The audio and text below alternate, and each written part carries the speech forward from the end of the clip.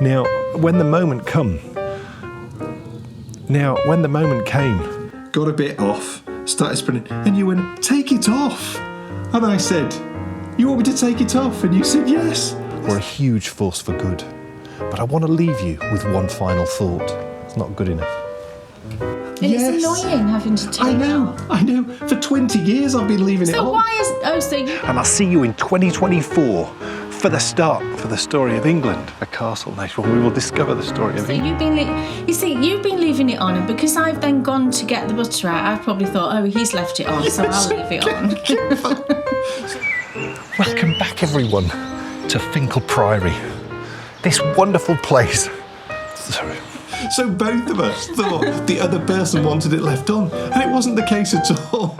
Today, the abbey may be in ruins, but the stone that was taken from here was used to build the church. No, it wasn't.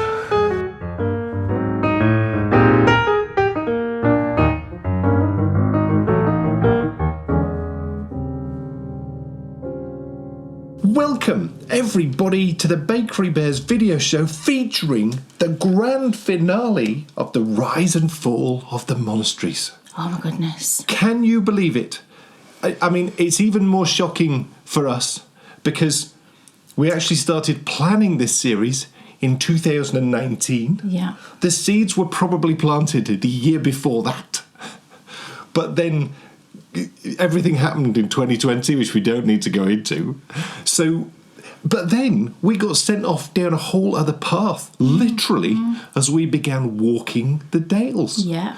And walking the Dales became walking the moors, which became walking the wall. Yeah. And all of those shows fed into the series which you've been watching this year. Because the funny thing is, there's no way that we were in a position to be able to produce the Rise and Fall of the Monasteries and do it justice. Yeah. And I sincerely hope... Back then, you meant? Yes. Yeah. I sincerely hope that you think we have done it justice. Well, I would say that's a given. Well, I don't know about that. Well, I think it's a given. But all I'm going to say, right, about today's episode is, oh my goodness, it's completely epic. And I watched the end, I don't know, 5 minutes, maybe 7 minutes. I'm not even sure. You know, the end bit. I must have watched it about 8, 9, maybe 10 times because it's so epic. It's pretty funny. It's amazing. The vibe that I wanted to put across, I don't want to say what that vibe was, that feel was, and maybe let us know how you feel at the end, at the very end of the series. So after part 2 is finished, I'd love to know how you felt, and I sincerely hope it's how I want you to feel. But we shall see, won't we? Yeah. Oh, and for the first time ever, what's so exciting is, and I mustn't say too much because I don't want to spoil anything, but it's the first time ever that you're going to find out what we're doing next year before next year. So today, in fact, I'll stop being so cryptic. No. You will find out today. And not only that, you will hear the most amazing... honestly... All hail my brother. Just prepare yourself for the music that's at the end because it's so... Careful what you say. No, I'm not. Yes. I'm not saying anything. No. It's just so amazing. And I've said to Dan numerous times that I can't understand why Dom, his brother Dom, hasn't done any movie scores because this music honestly sounds like it's from a film. Well, we wanted something very specific, and what's been so lovely is... everything that we do, we work on together, and I couldn't do Rise and Fall without Kay, and I sincerely hope she feels the same about the series. I couldn't do mine more than you couldn't do yours. No. You know I can do mine more than you. No. But look, less of that. Today, I hope that you will think today is the best show ever. Yeah. Because it's been a long time coming, and this episode, we've actually been working on this episode all year. Yeah. It's the biggest production we've ever done. So look, that's enjoy enough it. of that. Enjoy it. Well, everyone. hope you do. I really hope you do. That's enough of that. Because what a show we have in store. Because Kay, the naughty girl, she's wearing a What's Off Your Needles. Da, da, da. Don't go into detail. No, I'm not. I'm just going to let you admire the loveliness of this finished item. Kay has finished a garment. Kay has finished a garment. Look, I finished it off. Kay did the most important part. She finished an item. Oh, yeah, an item? A garment. And it's me that finishes items. I wove in the ends. And I would have done that. I like weaving in ends. I know you would have, but I just did it for you. And that's one of many wonderful What's Off Your Needles. But what's on your needles? Prepare for the greatest project bag you have ever seen in your life. Well, it depends on what you like. It does depend on what you like. If you're like me, it is the greatest project bag you've ever seen in your life. And so many other wonderful things. But yes, what a show we have in store for you today. And the What's on Your Needles, I mean, talk about epic. Because someone designed me something new again. I mean, is that not... And I never asked. No, but it was a gift. You don't ask for a gift, do you? You know, it was a gift. Unlike the year you said, what do you want for your birthday? And I said, I want everything and I want it to be big. That's what I have to deal with. Yes, I know, yes. Look, enough waffle and more action. Because, yes, this is a jam-packed show. So without further ado, I shall say, Kay Jones, what's on your needles? So, my first project, it's that loveliness. Oh, yes. Oh, it's in this lovely bag, first of all. It's in one of my many, many Moo and Mouse bags. Oh, these patchwork bags, Emma, honestly. So, for ages now, this has sort of come more to the forefront as the weather's gone cooler because I've started wearing hats again when I go out for my walk. And I've spoken about this before, but for the majority of the year, I would say I only wear like a fingering weight hat. I've got a twister hat, which was one of my patron designs. I wear that a lot, which is in like autumnal colours. I've got a few others as well. And because I find that a fingering weight hat, generally, like I said, for most of the year, is fine. It's only when it's absolutely freezing. If it's like below... Well, you know, a bit below freezing, then I'll need a bit of a thicker hat. But generally, they keep me warm enough because once I get walking, I warm up. And I find that a fingering weight hat is fine. Yeah, chunky weight hats are too... I get a bit hot. Yeah. And I do have those really thick ones, which are lovely. And that was another design, wasn't it? The Cape Cod hat. Oh, that is I did in the Malabrigo, the chunky Malabrigo. When it's really cold. When it's really cold. And there's snow on the ground. Yeah, I wear that, and that's lovely.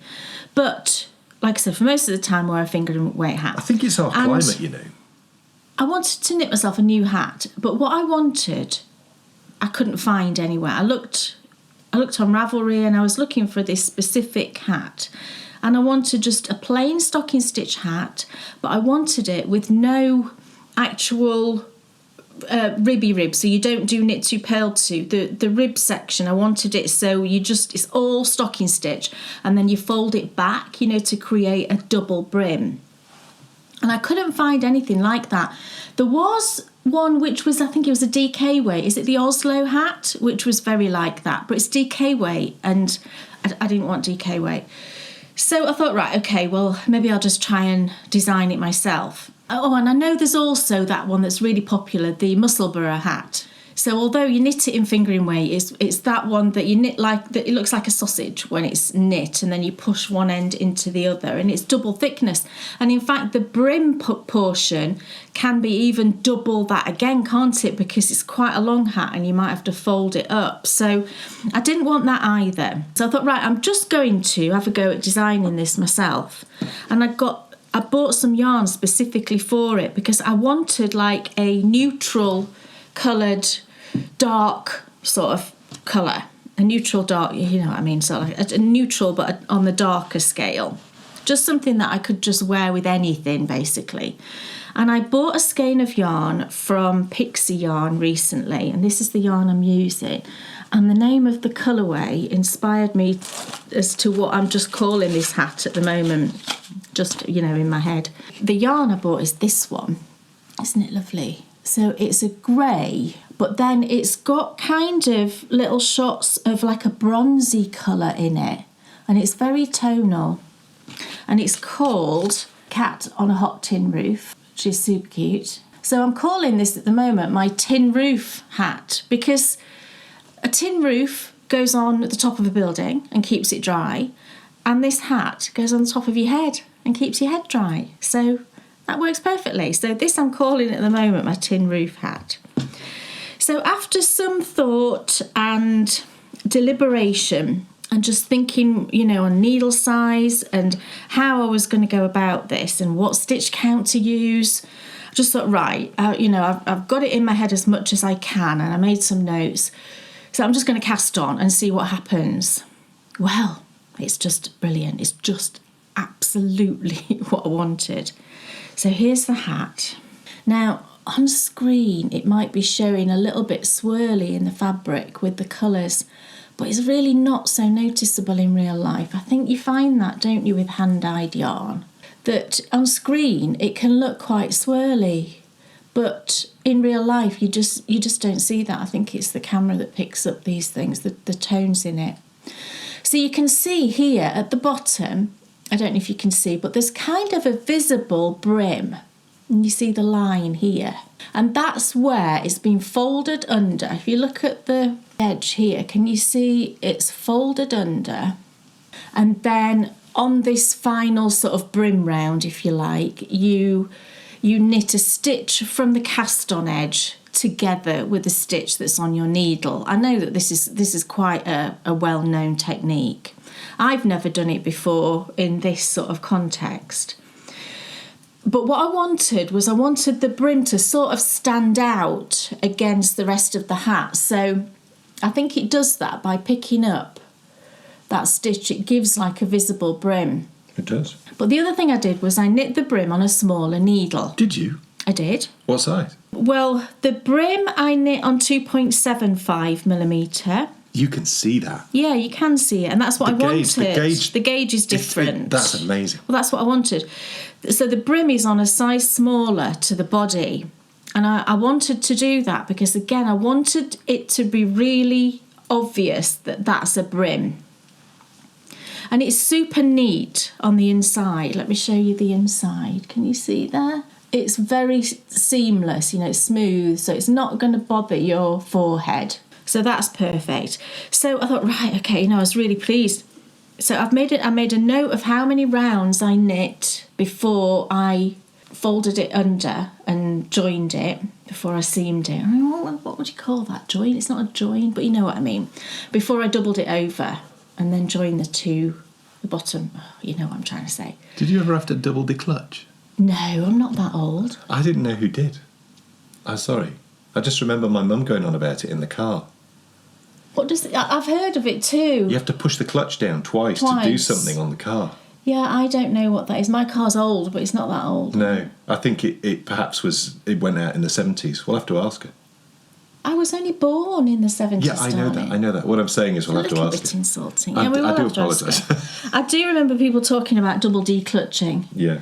Yeah, but I know a lot of cars in the States don't have clutches anyway, so you won't know what we're talking about. But all roundabouts.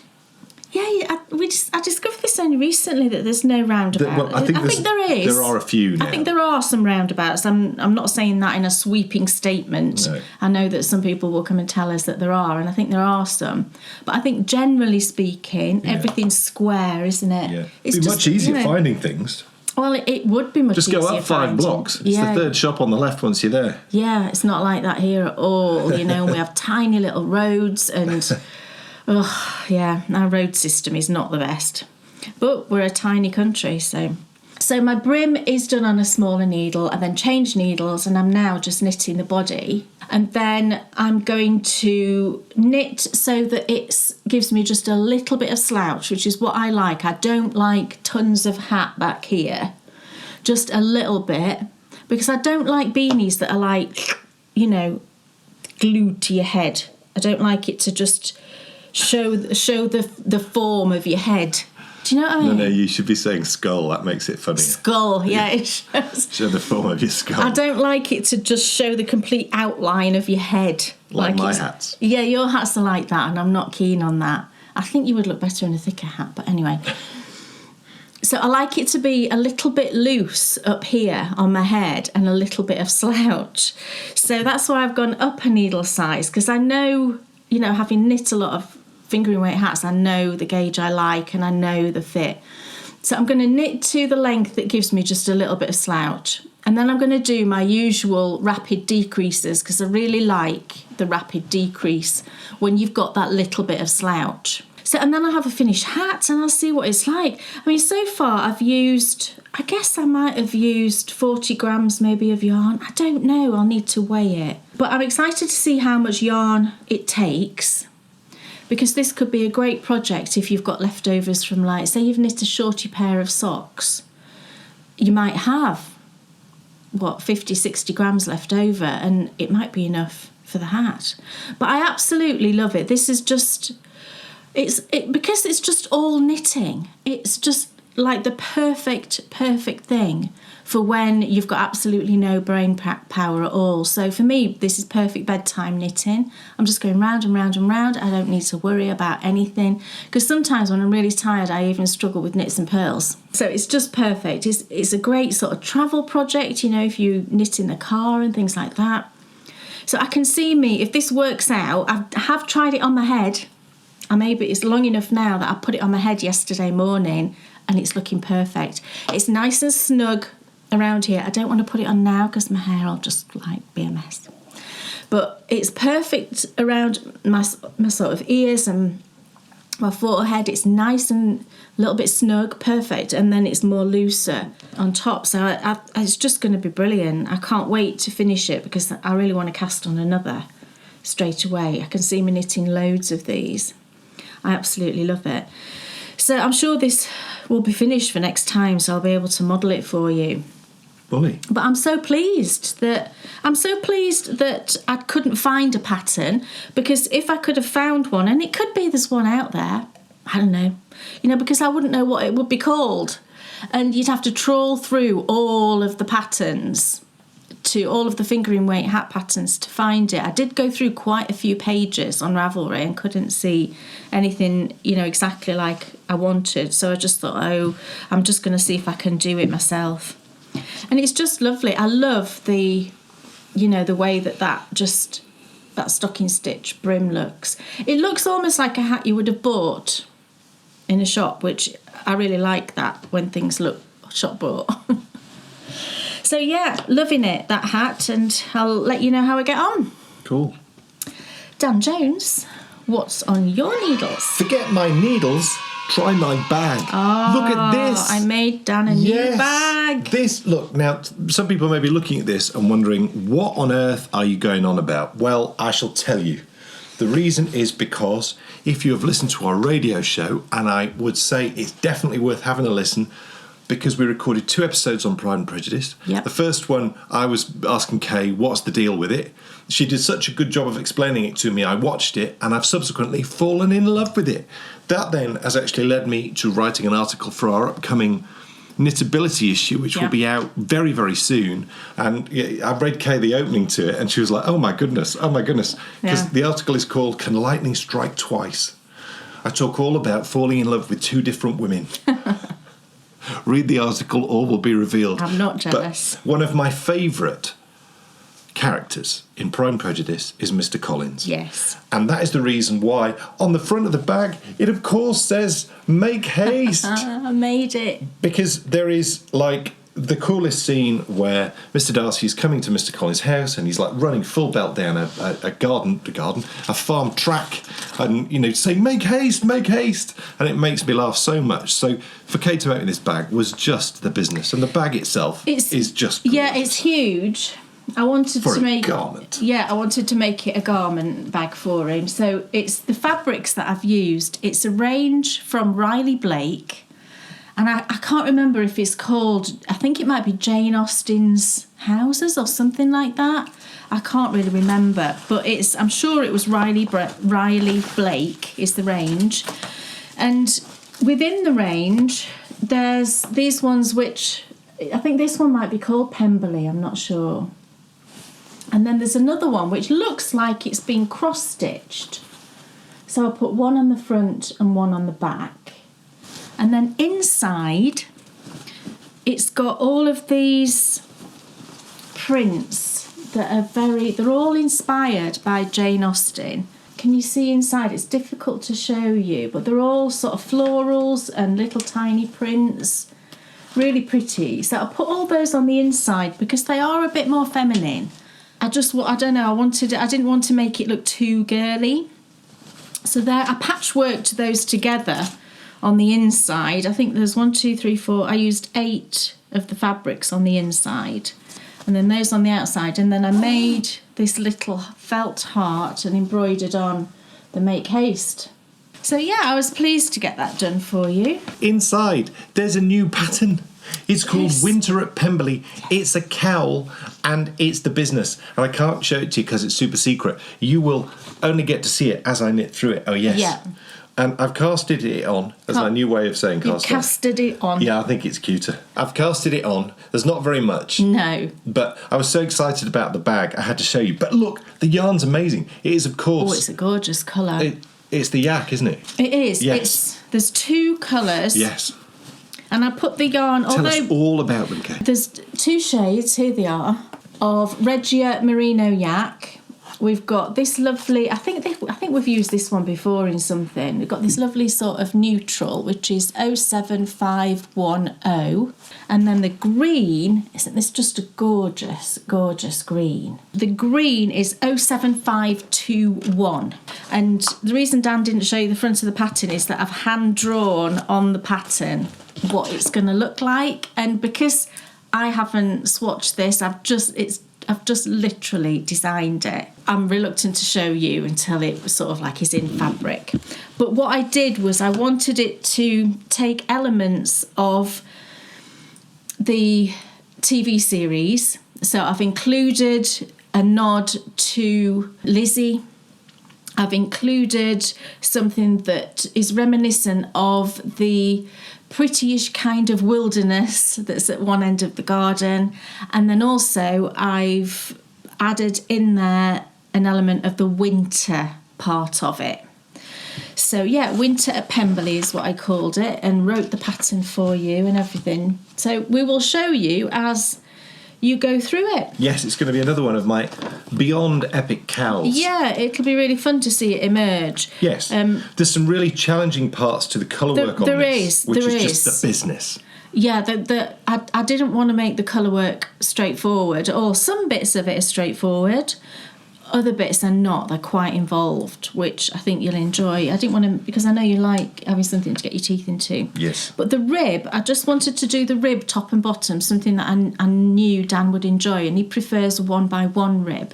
So it's a 1x1 broken rib at the top and the bottom in the green, and then we're going to alternate those 2 colours. So it's going to be really fun for me to see it emerge as well, because I don't know what it's going to look like. So it's my new cowl. It's Winter at Pemberley. Yes. And it's going to be so fun seeing how it knits up. Yes. What else is on your needles? Oh, and I bought you some new needles as well, didn't I? Yeah, just some more square I bought ones. him some more cubics to knit it on, because he really likes the cubics. So what else am I knitting? I am working on my Sockaween socks. Yes, so am I. Yes. And I finished one. And I've just got to the heel on the second one, so I'll show you that in a second. So here's my finished one. Oh, look at that. Isn't it fun? It really is. And you can see... I love these socks. Yeah, you can see on the foot here how it works up just in plain stocking stitch. It's so lovely. And I think that pattern that I've put in, this is the Hobbity pattern. This was a patron design that's in Knitability from last Christmas. It works up so nicely in these stripes. I wasn't sure if it would be too busy, but I think it looks great. And the heel and the toe is... I didn't say what the yarn was. So the yarn is Pixie yarn. Again, gosh, we're absolutely not sponsored by Pixie yarn. I just really like her yarn. As we told you last Yes. episode, we're not sponsored by anybody. No. I just really like we never will Sophie's be. yarn. So the yarn I'm using is Halloween Rainbow. And I know that Sophie did put some of this in her shop recently. I don't know if there's any still in there, but I know that she did put some in her shop. So Pixie yarn. And this didn't come with a mini or anything, but I had, in my stash, I found another Pixie yarn mini that actually matched the sort of dark colour in here perfectly. It's like a navy blue leaning towards black. So that's one sock completely finished, and the other one I'm just about to put in the heel. So I've done all of the leg. What's the date today? I mean, we've still got about 10 days left. 18th? Yeah, 18th today. I've still got like 10 days to finish this. But I'm at more than 10? It is more than 10, but I like a bit of leeway just in case. So I've done the leg. I'm just about to start the heel, which is a butterfly heel. But I was having just a bit of second sock syndrome with this, only because I've just got such a lot of other things on the go at the minute, and my brain gets a bit like, oh, I've got so much to do kind of thing. But what I've done and what is working and what always works for me, and Dan knows this always works for me and he always reminds me to do it, is when I have something that has a deadline. And this is a self-imposed deadline. You know, I don't have to finish it by the end of October, but I want to. So when I have any sort of deadline, it can quite often make me not want to knit it when I know there's a deadline. So what I do is I plan it into my daily planner. So I'll look at the project, I'll work out how much I've got to knit each day to get it comfortably finished, and then I plan that in. So in the case of this, I'm knitting 2 repeats of the pattern every day. Today I need to just put in the heel, and then I'll go back to knitting 2 repeats a day.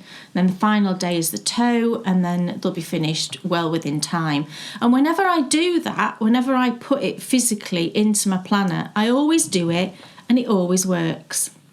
So that, you know, I should always remember that. And some people might think it's not very enjoyable if you have to like plan it in like that and be really structured. Everybody's different there. Everybody's different. I really enjoy working like that. I love ticking things off. Half the battle is knowing how your brain best works. And if you know, you should utilise. Yeah, absolutely. Because what tends to happen is if I've got a lot of kind of design knitting on the go or whatever, work sort of related knitting, I can end up doing it first thing in the morning when I wake up or in the evening, and then that means that I don't really get any time to just knit whatever I want to. So doing it this way, it means that I can get everything done that I need to within my kind of working day, and then it frees up my time for doing whatever I want in the evening, which is how it should be, isn't it? That's how it should be. Too right, it should. So yeah, really enjoying those, and I know that they'll be finished by the end of the month. So that's super fun. And Sockaween's just been amazing. You know, we've had people knitting several pairs, which is brilliant. We should change its name to Rockaween. Rockaween. Because it rocks. It does rock. There's been so many beautiful pairs of socks that we've seen. It's just, we love Sockaween. It's so much fun. And, you know, just getting all of those kind of autumnal, cozying up feelings. It's just lovely. It really is. These are my Sockaween socks. Oh. And I've been knitting on these permanently. Permanently? Yeah, permanently. Wow. And I'm pretty proud of what I've got. You're doing really well. Normally, you know, you're doing really well. But, you know, Kay's like, she's literally twice as fast as me. Oh, no, I'm past the heel. You're well past the heel, darling. So you're not... You're like halfway down the foot. You're nearly twice as fast as me. It doesn't matter, does it? No, I suppose not. Not a competition. So it's the Whispers in the Wall socks. I forgot how much I just adore this pattern. I adore it so much.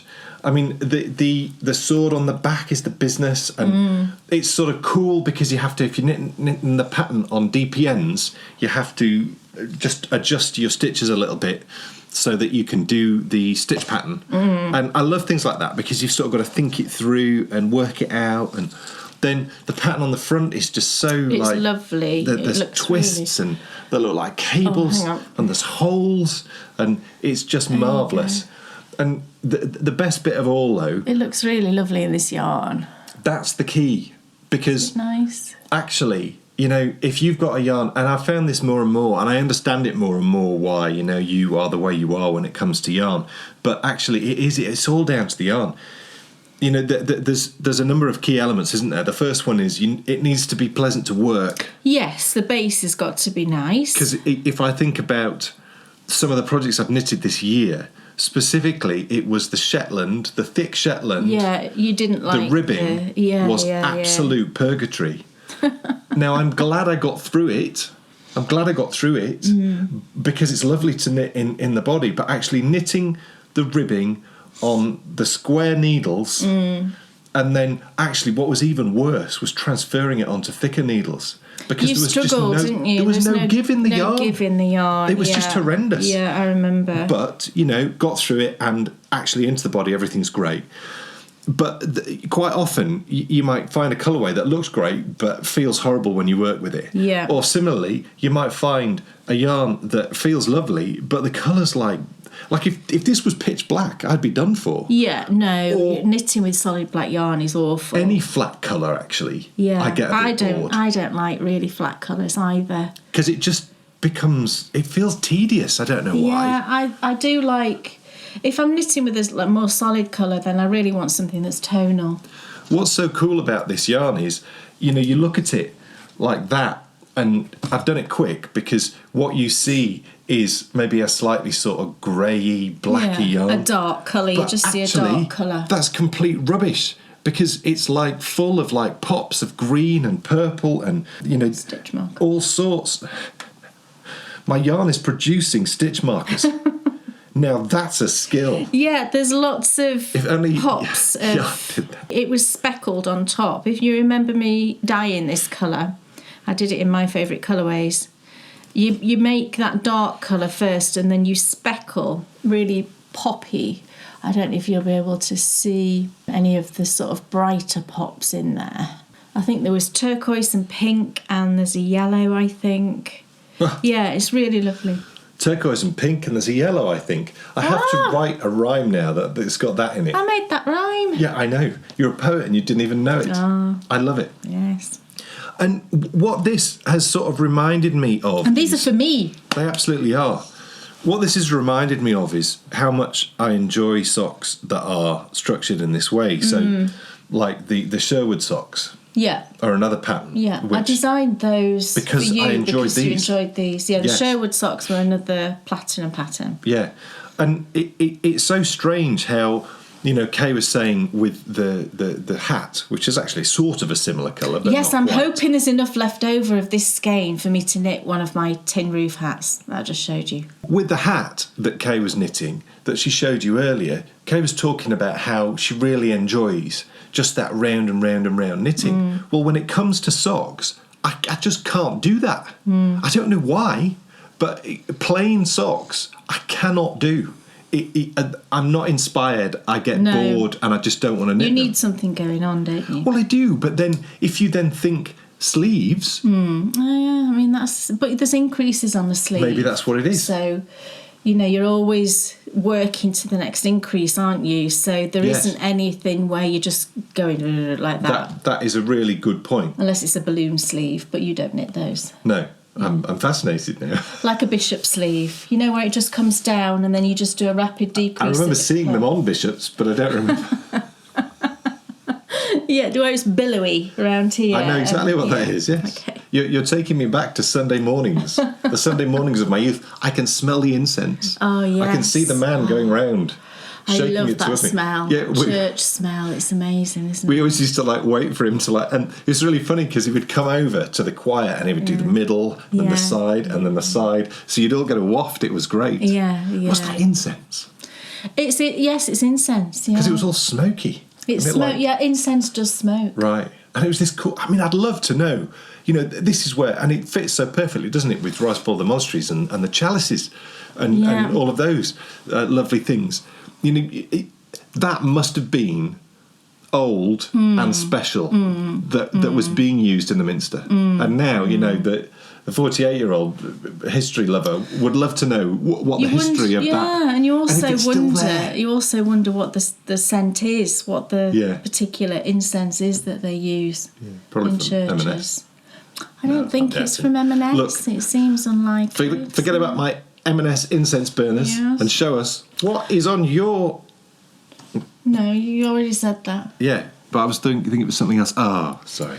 I thought it was something else. No, so my last thing is another pair of socks. I thought I had to pivot from needles to something else. No, these have become a bit of not socks of doom, but as always goes normally with Dan's socks, they get a bit kind of it's a bit of a slog because they're so enormous. But I have finished the first sock. The joy of this whole situation is you would never ever meet other than our daughter Bryony. But I would argue that I value them even more than Bryony does. Oh, yeah, I get the most joy you could possibly imagine from going through my sock drawer. If I had nothing else to do, then I would just knit socks for Dan all the time. I would just knit socks for Dan and socks for Bryony all the time. Because they both Dan and Bryony really appreciate hand-knitted socks. And, they both wear them every single day, don't wear any other sorts of socks apart from your running socks, The best part of all is where you, delve into the back and, put... Ooh! Forgot about those ones. Yeah. But, yeah, these are the socks that I'm making for Dan. And I have finished one, look. They are lovely. Isn't this yarn just absolutely lovely? Look at it close up. Look. Oh, this is Opal. It is absolute best, if you ask me. Just fantastic. So for the heel, I've just used the yarn for the whole sock. This isn't blocked. But for the heel, because I didn't want to disrupt this pattern that it's making, which is just lovely, I pulled from the middle of the ball, which I don't like doing generally because I don't like the twist thing it does, but I pulled from the middle just for the heel and the turn, and it worked out absolutely perfectly, and then just carried on. Dan's feet are they're 12, I think they're 12 and a half inches long, Dan's feet. He wears a UK size 14. So I have to knit the foot of his sock, I knit it until it's about 10 and a half inches, because I then, or is it 10 and a quarter, whatever. It's long. And then I put in a modified umbrella toe. I have elongated the umbrella toe so that instead of being sort of just under 2 inches, the length of an umbrella toe, it's more like 2.5 inches. It gives a bit more room for the toes. So it's the decreases start kind of down here. So you can see it's a bit longer. But it fits you really well, doesn't it? Mm. So I've been doing that for a while. So that's the first sock all done. And the yarn I'm using, it's a vintage Opal. It's a good few years old. I think you can still get this if you shop around. But it's Opal Graffiti. And the colourway is 5220. It's so autumnal looking as well, isn't it? And I've started the second one. This has taken me forever to get through the rib. I couldn't even tell you why. You have a whole range of needles down there. Oh, I know. Are you going to tell us about that? I will. Good. But I'm just past the rib now.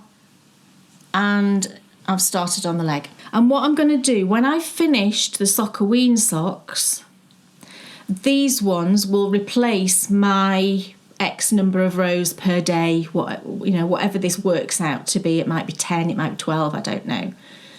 And I will work on these every day and do that little section and get it finished. So these will come. I'm working on these at night time. These are my bedtime knitting. But saying that, the past few nights, probably the past 4 or 5 nights, I've been working on my hat at bedtime because I just wanted to knit it. So I'm back to these now. So the rib's done. I've done a 1x1 rib because Dan really likes a 1x1 rib, and I actually really like the look of a 1x1 rib. And I'm on the leg now. Yeah. Now for me, it's not the look; it's the feel. Yeah. Do you think? I mean, what's more stretchy? What do you think? I think a 1x1 is more comfortable and more form-fitting. What's the chemistry of this? Not the chemistry, but what's the, the physics of it? I don't know. I would think... What's more stretchy? I would think that a 2x2 is tighter. I would think it sucks in more. Well, we need to compare, don't we? I don't know. I think a 1x1 might suck in more. I don't know. What do you think, everybody? All I know is I find those more comfortable. So that one's done. Second one on the needles. I mentioned last time when I was knitting this, I swapped needles partway through. It doesn't seem to have made any difference at all, looking at the sock all the way through. So I've got away with that because I was using the Adi Calibri, which are these colourful ones, and they're lovely. I really like them. But the one thing that annoys me about them is that one end is pointy and one end is not. You've got a more blunt end and you've got a pointy end. And I prefer the pointy end. And it doesn't take a lot of work, but whenever you change needles, you've just got to do a little thing like that, just to make sure that you get the right end that you want to knit with. So that just kind of irritates me a little bit. And it was bugging me on this particular day, obviously, that I decided to change needles. So I changed to my favourite ones, which are Knit Pick Sunstruck. So these ones are the lovely wooden needles. I think it's birch that they use. And they've got a really nice point. They're lovely and smooth. And I love that it's a pale coloured wood. Can you see that? So there's no problems with your stitches showing up when you're knitting at night time and things like that. Yeah, so I really love these needles, and I'm using 2.5mm because on DPNs I'm tighter, and I get about 9 stitches to the inch on 2.5mm. You're tighter on DPNs? DPNs. I am tighter with DPNs. I wonder what. It's just technique, I think. I don't know. Do you think that when they're on DPNs, there's more control, complete control over the gauge because Maybe they're always on needles? Yeah, I think it must be something to do with the fact that they slip onto a cable. Yeah. When you're working magic loop. So they're constantly being stretched. It's only a tiny bit. They're not stretched on a cable. If anything, it would make them smaller, wouldn't it? It wouldn't stretch them out. I was meaning when they come back up onto they're on the needle. Oh, right, yes. So they relax and then back up onto the needle. Yeah, that pushing them back onto the needle might stretch the stitches a little bit. That is true. That might be the case. But I usually get about... It's not a vast difference, but it's enough difference when it's a sock. I think I get more like 8.5 stitches to the inch using magic loop. Do you know what would be cool to see? And I definitely get more like that. I absolutely get 9 on double points. It'd be cool to see a sock from you, like in a fairly plain yarn, so you weren't being drawn by this. Oh right, okay. So plain, just so all you're looking at is the stitches. And look at the stitching on a DPN sock and the stitching on a magic loop, and seeing if there is like a noticeable. I think it would look neat. I seem to feel like I'm neater using double points as well. And is that because of it not sliding on and off? On and off the thing. Yeah. I mean, there's something. You have to shove. There's something in that for sure. You work around a lot more, don't you? You do, and there's none of that really with double points, is there? It stays on that one, and all you're doing is moving it that tiny little bit, but it stays on the same gauge of needle the whole time, doesn't it? You're not pushing it off and then back on again. Yeah, so it could well be something like that. Yeah, but I will get these done. These will be done.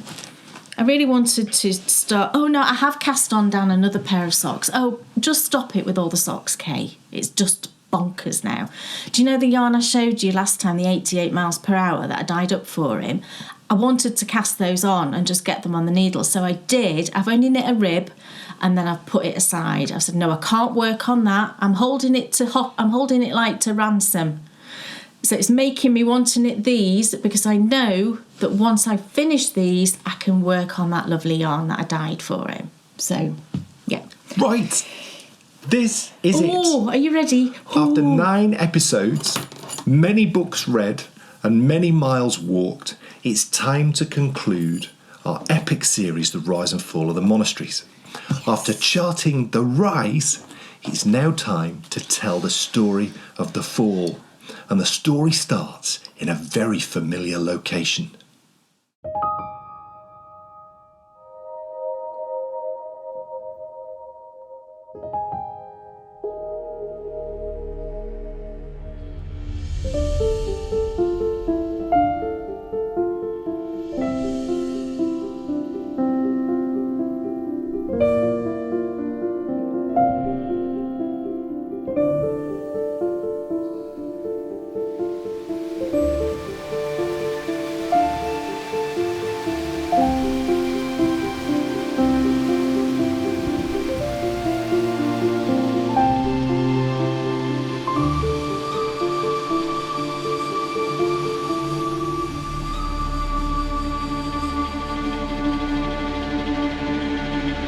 Welcome everyone to Studley Royal Park, built by William Aislabie in 1767.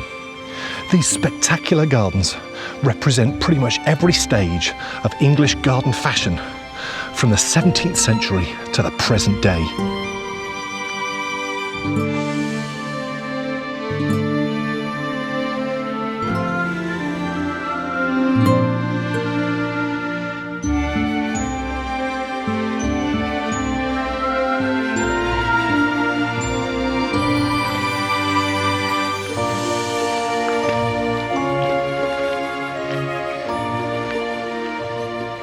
Now, you're probably wondering, what on earth are we doing wandering through a Victorian garden?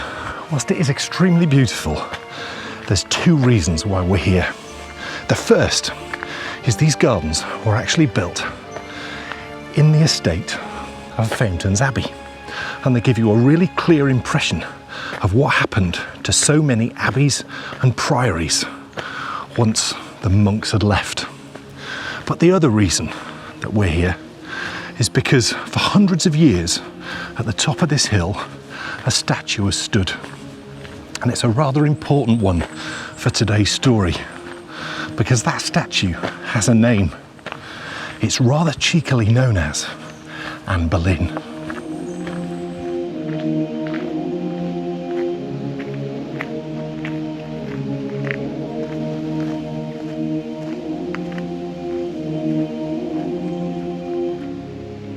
And here she is. No one knows how she got here or who named her, because experts are fairly certain she was not originally a statue of Anne Boleyn.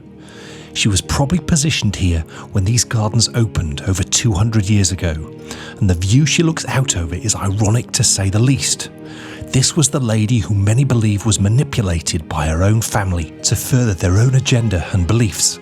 Caught between a despot of a king and a manipulative family, with nowhere to turn in her time of need, she became a casualty in a tumultuous battle between a king, his country, and a family who saw their daughter Anne's marriage into royalty as their ticket to stardom. Now, don't get me wrong here. I don't condone anyone's behaviour in this torrid affair. Everyone deserves their share of the blame. But we know one thing for certain. The actions taken by Anne set in place a chain reaction that brought about the end of the monasteries. This is quite the epic tale. Welcome to the fall of the monasteries.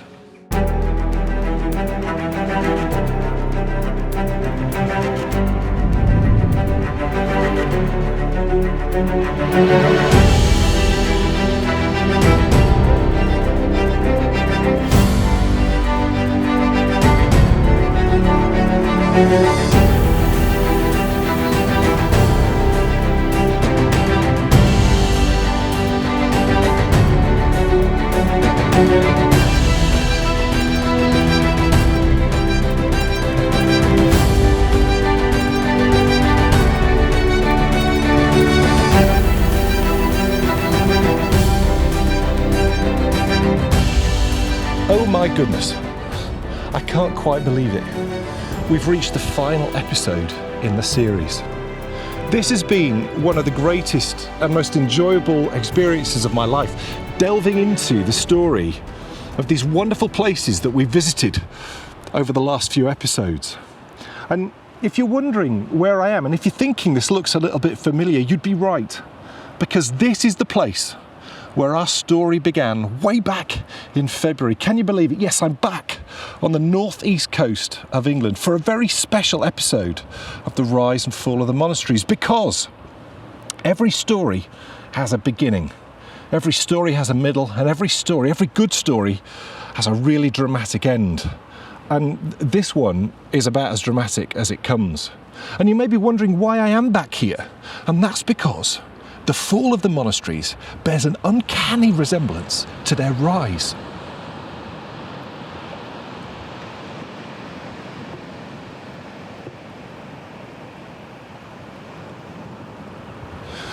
When we took our winter walk here, way back in February, we discovered the story of Hilda, the amazing woman who arrived here in Hartlepool. She became the abbess and did such a wonderful job.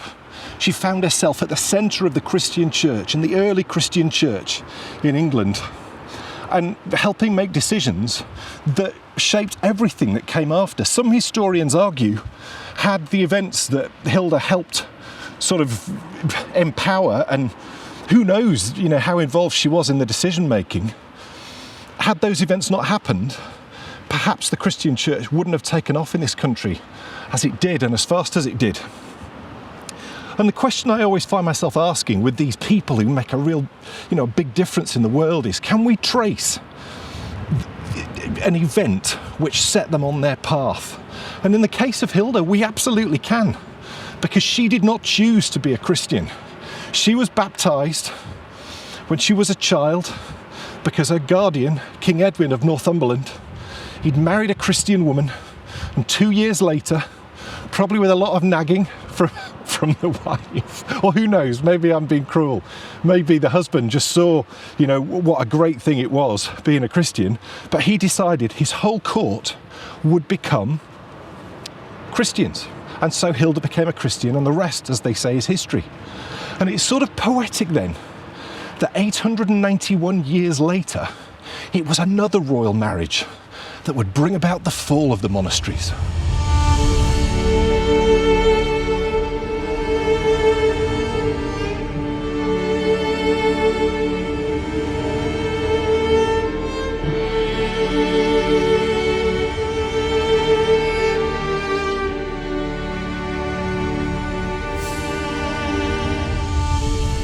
Marriage took place here at Whitehall in London. It was, of course, between Anne Boleyn and King Henry VIII, and the year was 1533. But how had Henry become King of England in the first place? Well, it was all thanks to this man. Meet Henry Tudor, also known as King Henry VII of England and father of King Henry VIII.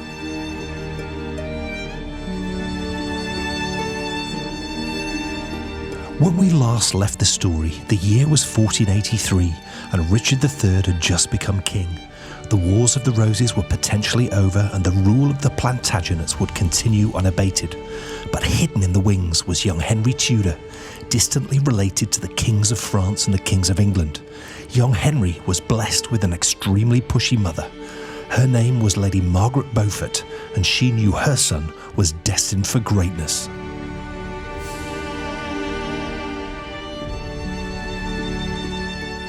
After the disappearance of the princes in the Tower, Lady Margaret saw her opportunity, and she started promoting her son Henry as an alternative to the supposedly evil King Richard.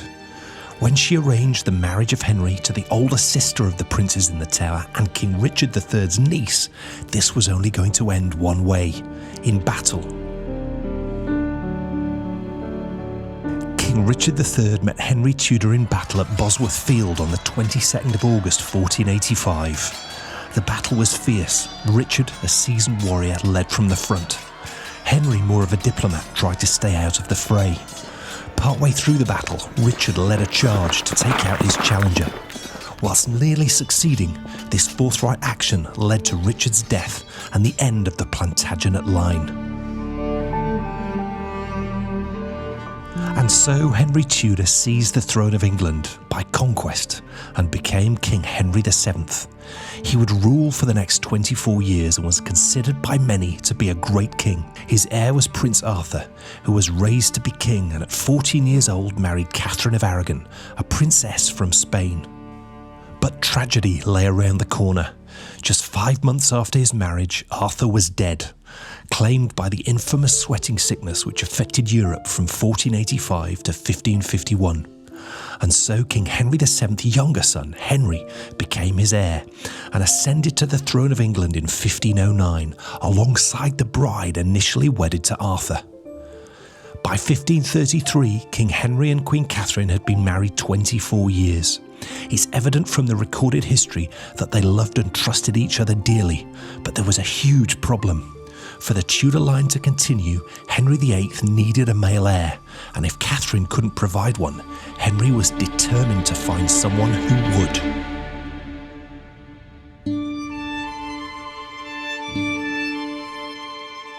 Welcome, everyone, to Thorsgill Wood, the epic destination where we will tell the final story in our wonderful series of the rise and fall of the monasteries. We've actually travelled 40 miles west of St Hilda's wonderful abbey that we visited in episode 1. And we're actually right on the border between the Yorkshire Dales and the Pennines. Throughout history, this spot has actually been an absolute hotbed of human activity.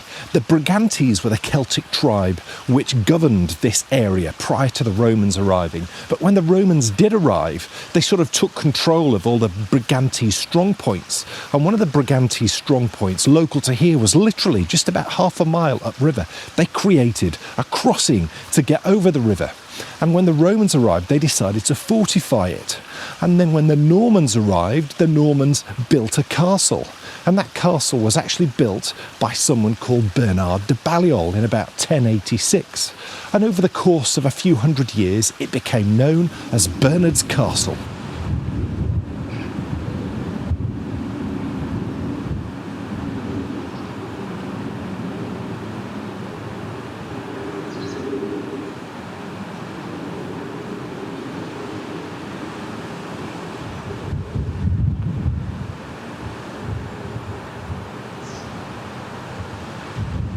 Whilst today's episode is focused solely on the fall of the monasteries, we're going to discover that story as we enjoy one final walk to a very special religious house. It's called Eggleston Abbey, and it's so small we know very little of its history, but it is the most perfect and stunning spot to tell what is a truly amazing story. Since the time of St Hilda, monastic houses had thrived all across England. For 891 years, the monks and nuns who had populated the monastic estates were revered by everyone, from the local landowners right the way up to the royal families of Europe. As we've learnt in this series, the monasteries shaped their landscapes. They created the schools and the hospitals. They were the main employers of the local population. And now, as the new Tudor kings arrived on the throne, the status quo for decades remained the same. But then, as the year 1526 dawned, something began to change.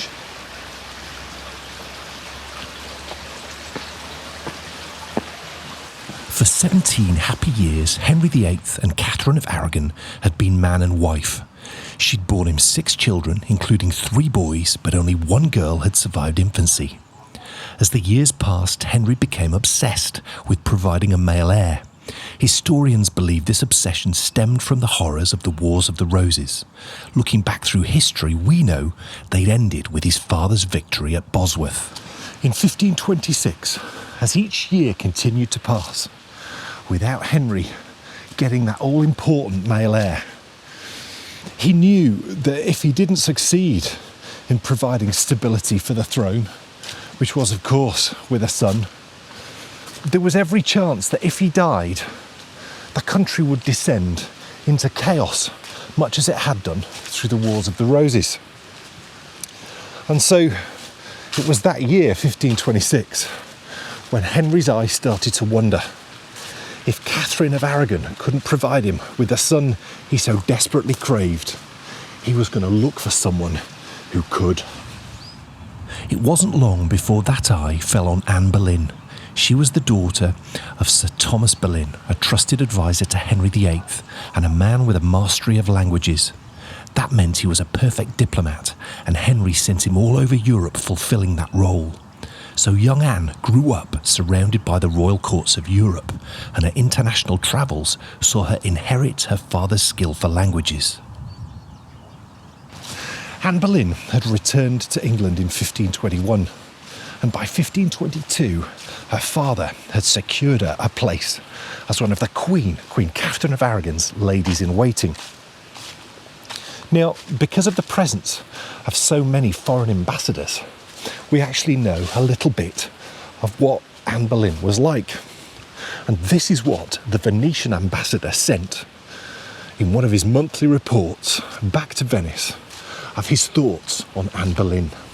Her olive skin is topped by thick and lustrous dark hair.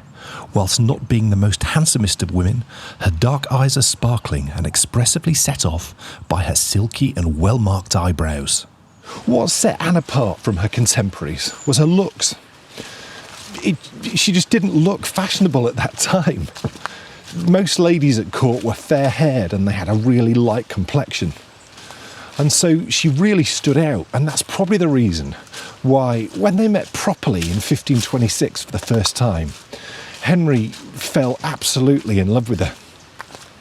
And we know that, his feelings were unbelievably strong, because within a year of meeting Anne Boleyn, he started to look for ways to seek a divorce from Queen Catherine.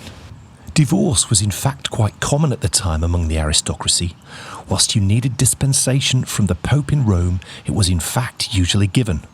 But Henry had a problem. Queen Catherine's favourite nephew was the Holy Roman Emperor, in effect King of Italy, and any decision made by the Pope had first to be authorised by him, and he refused to grant it. Strangely, this was all actually perfect for Anne Boleyn and her family. After spending so many years abroad, they'd actually felt their religious ground shake when the Augustinian friar Martin Luther had directly challenged the power of the Catholic Church. He'd visited Rome and he'd seen the absolute splendour, and then he'd returned to his impoverished Germany, and he knew that something had to be done. By 1526, we've discovered already in this series that the population of Christendom, that's all the Christians of the world, they'd become really disillusioned with the teachings of the Catholic Church. That insistence that only bad things would happen to bad people, very much what we saw with the plague, that had led people like Martin Luther to look for other answers. And it became clear to him and to other key people across Europe that there was more to being a Christian, and that it was actually not your deeds, not your actions that secured you a place in heaven, but it was your understanding of the Bible and your absolute belief in its teachings.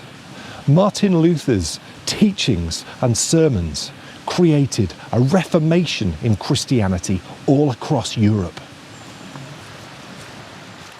Anne and her family believed wholeheartedly in these new beliefs, and this disagreement with the Pope allowed her to introduce the prospect of a new church in England, not governed by the Pope, but by the King himself. Anne knew just how to achieve this, by refusing to produce sons for Henry until they were married in a new Christian church.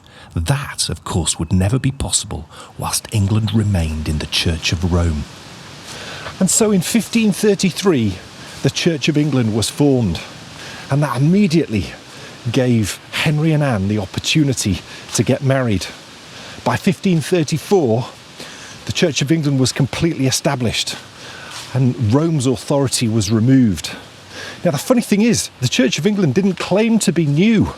What they said was, back when St Hilda had sat over the Synod of Whitby, prior to the decisions made there, England had had a Church of England. It was only at that moment when the Church had opted to be overseen by the Pope in Rome. Now, all they were doing was removing that authority. So the Church, in effect, would continue sort of with some serious reforms. And actually, those reforms, they were welcomed in many quarters. So much so that when Anne produced a daughter, Elizabeth, for Henry, that birth was actually presided over by 4 of the most senior abbots of the country. But a problem started to arise, because the belief of the Church of England was that the monasteries should return to the ways of St Ulrid and St Godric and all the wonderful men that we visited in this series from the golden age of the monasteries. They needed to become much more devout. They needed to lose the meat from their diet, and they needed to get back to where they once had been. And whilst some, serious monks and nuns were happy to embrace that, the majority were not. What's so strange is hundreds of years of bending by the monastic culture was now creating a problem that was actually going to lead to their downfall. Within a year of the foundation of the Church of England, many of the monasteries who had initially agreed to it started to question their decision. Henry was in no mood to bargain, so he started executing anyone who questioned his new church. He decided the only way forward was to send commissioners out to every monastery in England. They would ensure that each house they visited fully accepted Henry and his new church. Now, the National Archives in London actually contains lots of the letters sent by the King's commissioners who were travelling across the country and visiting the monastic houses. And from those letters we can glean one thing for absolute certain. These men thought that they were going into reform, not to close. So as the day came when those men were going to arrive at Eggleston Abbey to assess their every action, we can only wonder, can't we, what the community must have thought. Let's get to the Abbey itself and see if we can find out.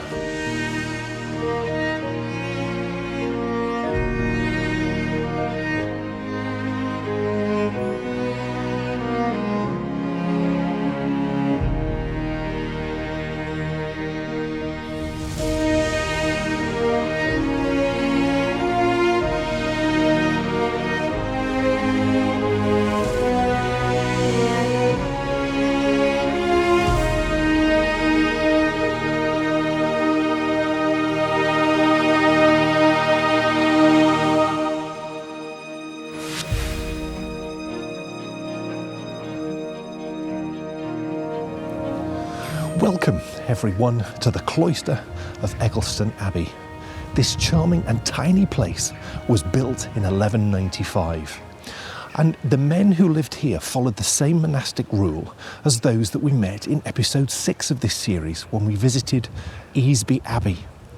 Because the men who lived here, they weren't actually monks, they were canons. That meant that whilst they lived here, they would venture out into their communities to spread their message. Now, as the King's Commissioners began their rounds of reform, little did the men know who lived here that someone sat at the very highest levels of government had very different plans. And here he is. This is Thomas Cromwell, Chief Minister to King Henry VIII from 1534 to 1540. Cromwell had spent many years working in France and Italy. Much like Anne Boleyn, this had brought him in contact with the works of Martin Luther. Whilst Cromwell was a reformer like Anne, he had a very different idea about how that reformation should take place. Anne believed in helping the many, but Cromwell believed in helping the few. As Chief Minister to the King, it was Cromwell's job to ensure that all the branches of the government worked effectively. So as control of the monasteries were taken, Thomas Cromwell asked the King's Commissioners to check the accounts of every monastic house that he visited, and he was absolutely stunned by what he discovered. It turned out the monasteries owned 40% of the country. And that was just a fraction of their wealth. The gold chalices, plates and spoons that now adorned the churches of even a small monastery like Eggleston was astounding. The issue had not arisen from greed on the part of the monasteries, it was just hundreds of years of donations. And so Cromwell came up with a plan. In March 1536, he proposed to King Henry that they should close all the small monasteries, like Eggleston, and that as head of the Church of England, Henry already owned the land they were built on, so he could do with them as he pleased. Whilst Anne would agree to the closure, she would only do so on condition that all the money generated from the closure of the monasteries would go to charitable causes. She knew all too well the importance of schools and hospitals, and these were all operated by the monasteries. Thomas Cromwell, he took his plan to Henry in March 1536, and it was immediately approved, and Anne objected in the strongest possible terms. But Henry's mind was made up, and yes, whilst he was desperate for a son, many historians believe that Anne Boleyn's downfall was planned and executed solely at this time by Thomas Cromwell himself. As autumn arrived in 1536, Eggleston, along with hundreds of houses like it, had been closed. Whilst the numbers of monks in the majority of houses had dwindled, they still were the main employers in every region, and so their closure was felt by thousands. Now, the monks who had lived here were given a choice. They could either retire with a pension, or they could be moved to a nearby larger monastic house. But neither of those options happened quickly. And so, in just a few short months, a rebellion started to rise in the north of England that quickly spread. An army of 40,000 began marching across England, forcibly reopening every monastery they encountered. Henry sent an army of his own to put down the rebellion, but when it was obvious that the army was too small to win, they agreed to listen to their demands. It was all a ruse to get the rebels to disperse. Once their grievances had been heard and promises of action to appease them were given, they all went home. Over the next 6 months, Henry arrested and executed anyone he could prove was part of what became known as the Pilgrimage of Grace. This was the moment that Henry decided he'd had enough of the monasteries. And after 1537, whilst nothing is evident in the documentation, he took a much harder line. The public had been terrified by the Pilgrimage of Grace. No one likes a revolt, do they? And after this date, pretty much all the donations that were coming into religious houses dried up. And so Thomas Cromwell and Henry VIII cooked up a plan that would prove to be the death knell of many more religious houses. To stay open, you needed to have a yearly income of £200. That may sound not much to you and me, but taking into account inflation and translating it into today's money, that's £143,000. This new law put even the greatest houses at risk.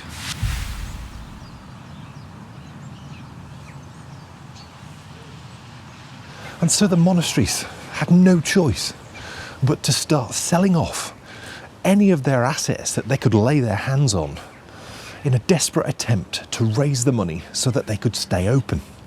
The King's Commissioners were also now in a position to start taking bribes, and many of them did. But so many of the religious houses which previously had managed to stave off their dissolution and closure now fell under the axe of the King's Commissioners. And the closing process was surprisingly civilised. The King's Commissioners would meet with either the abbot or abbess who was in charge of the particular monastic house. They would look at their accounts, and if no bribe were offered, or they didn't meet the £200 yearly income threshold, then that was it. But at least they could choose the day that they closed.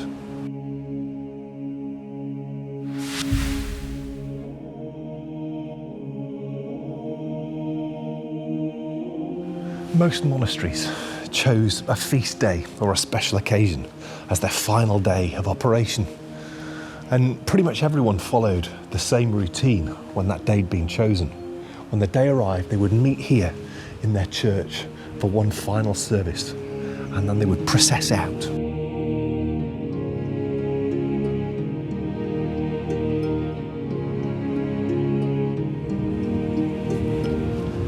And then they met here one final time in their chapter house, and every monk or nun that lived in that particular religious house had to sign the document of surrender. And once that was done, that's it. They were turned out into the general population. Now, many monks and nuns did leave and they started life outside of the monastery, but many actually stayed, either by permission or simply just by staying put. Perhaps they were too old or too infirm. And most were left to just live out their lives in what would have been a very strange and weird environment. Because what happened next? Well, the first thing that Henry did was he swept through every monastery, or his commissioners did, and they produced rolls of everything that was here. And Henry picked out all his favourite bits and pieces. He particularly liked gold chalices, jewelled crucifixes, and altar cloths. They all make lots of appearances on his accounts as everything came piling in. And anything that was left, it was sold off. One of his commissioners, for example, bought 2 basins and also a chalice for his new parish church. There was huge interest in lead due to the vast building schedule Henry employed and the wars he intended to fight. In many sites, though, whilst it had been removed and swelted, they just couldn't get it out. Once Henry had removed all he wanted, the monastic land was sold, either to the highest bidder or in fact to his friends. Once in private hands, lands which were once open to many now became the playgrounds of the few. The buildings often were used as quarries by the new owners to build castles or sumptuous houses nearby. As the new owners moved in, they were stunned to find many of the old servants who had served the monastery through their lives put up and living in estate houses around the monastic house. And it seems this tradition now passed from the monasteries which had been closed to the castles and the stately homes that would replace them. Many people will be wondering, I'm sure you are, how much did Henry make from this massive closure and this massive sort of gain of land? Well, it's difficult to pin down, but I've taken an average of all the historians' calculations that I found, and Pretty much, at the very least, Henry made £200 million in today's money from his closure of the monasteries.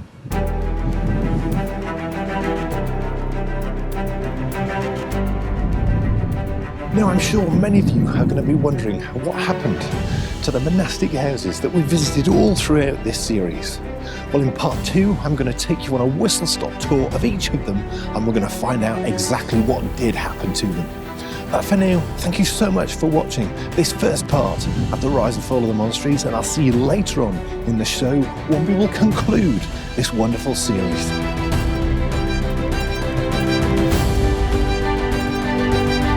Oh my goodness! Studley Royal, Hartlepool, Eggleston Abbey. That's 3 places I never thought I'd say in the same sentence. No. Although I'm being harsh. Do you know what? Hartlepool, old Hartlepool, I like has Hartlepool. real charm. It really is charming. Not new Hartlepool, Not so much. but old Hartlepool, the old town. Yes. Hilda's town, Yeah.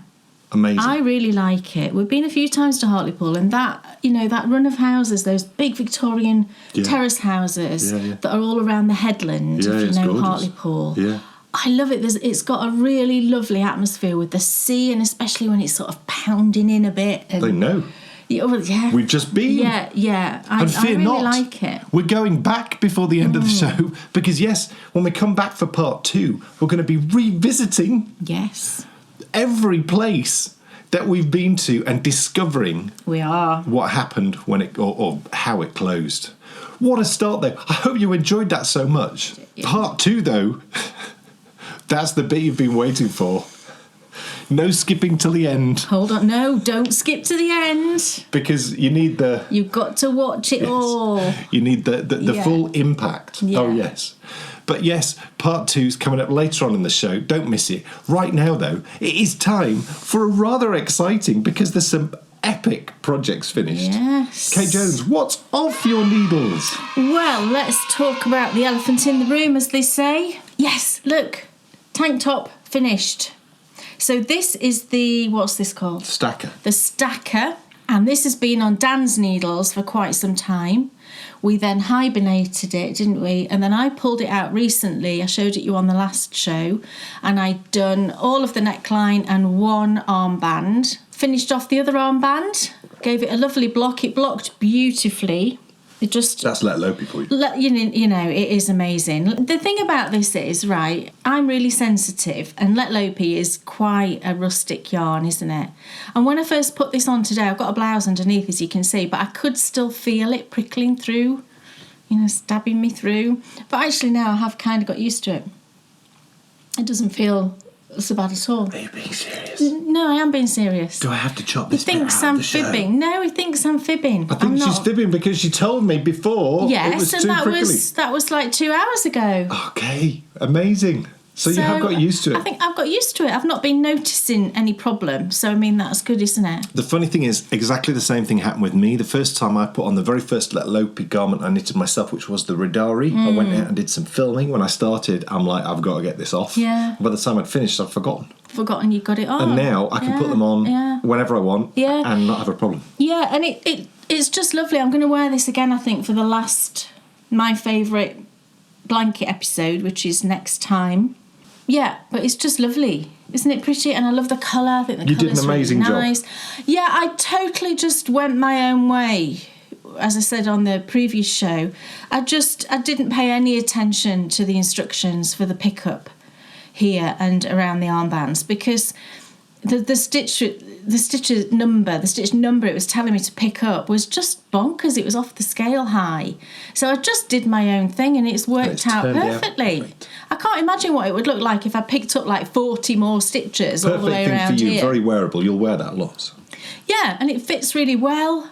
It's not tight. I don't like really super loose things. I used to wear lots of really baggy things because I thought it made me look less, there was less of me, let's say. But I've since learned. But it did the opposite. No, I now try and wear more sort of form-fitting things, but it's a battle with my brain just because of the issues I've got in my head.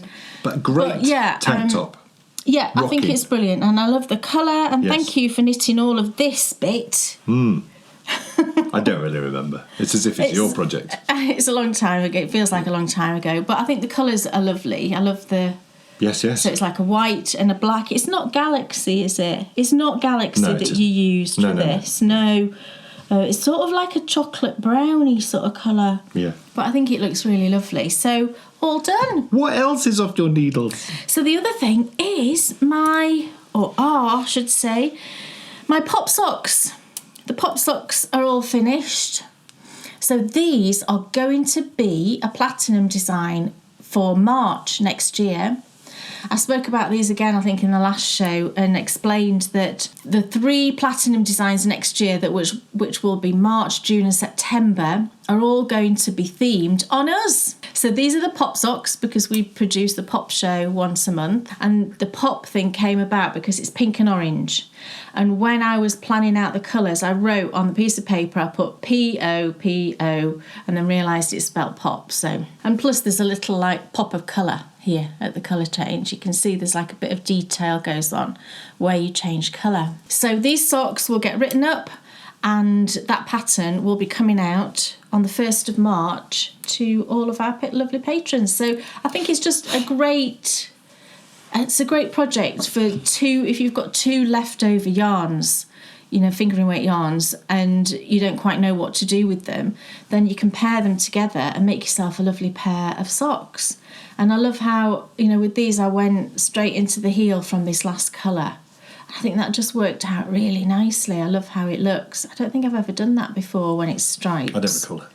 And it means that you can use 2 colours and maintain the stripes that run down the sock. So worked out really well. And I love knitting these. So they're all done. We've actually had people signing up already off the back of these socks, which is amazing. Which is lovely. And if you are one of those people, so much. If you are one of those people, remember the Platinum Collection this year is, so if you've signed up as a gold patron, make sure you download all the Platinum Collection from this year right now. Yes. And then next year, of course, before these socks come out, you will, of course, be able to get access to the first Platinum pattern of the year, which is the Advent design. The Advent design. And so that's 4 patterns in total in the year.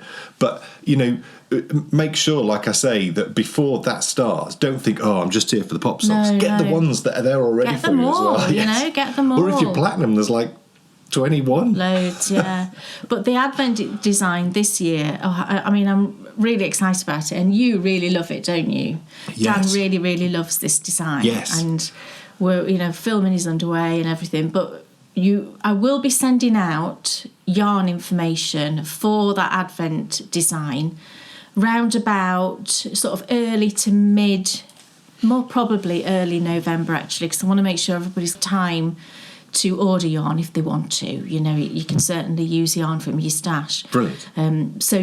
Watch out for an email early November about the Advent design, and I am going to be telling you the theme this year as well, because I think it's important to do so because of how specific the theme is. I want to make sure that you choose yarns that you think are right for the theme. Yeah. And there's something else off your needles. Something else off my needles. Guess what? I finished Bryony's reading shawl. Wow. So this is a design of mine that I put out recently. It's called My Reading Shawl, if you're looking for it on Ravelry or Lovecrafts. And this is the second one I've knitted now, and this one's for Bryony. So look how fabulous it's turned out. I absolutely love it. And I kind of prefer it, I think, to the first one in terms of the colours.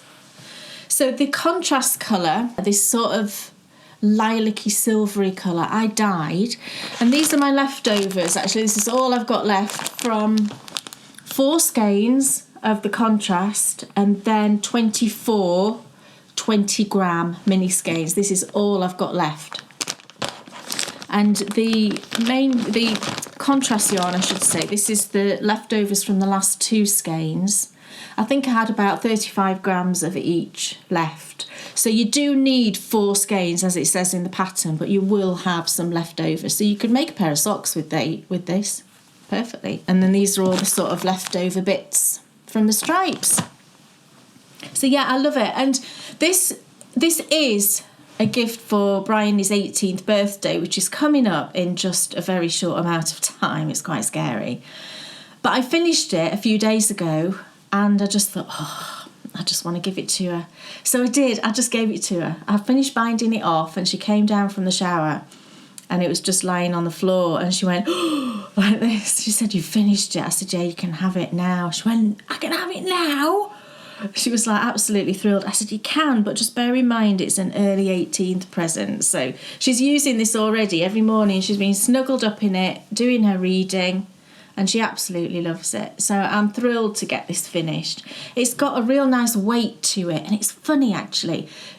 Bryony's got this blanket that we bought her, I think, last Christmas, and it's one of those furry blankets. You know, it feels like faux fur, and she loves it. And because it's now turned chilly, she puts it on her bed. And she had it on her bed last night and she said, "Oh, I love that it's heavy. It's quite a heavy blanket." And I explained to her how that's really good for calming down and things, because you can get specific blankets, can't you, that are weighted. And they're really good for keeping you calm and reducing anxiety and things like that. And then I thought about this and how heavy it is. And I just thought, well, that's just perfect, isn't it? Because you wrap it around yourself and you've got that little bit of weight keeping you snuggled whilst you read. And I thought that was just lovely. So yeah, that's all finished.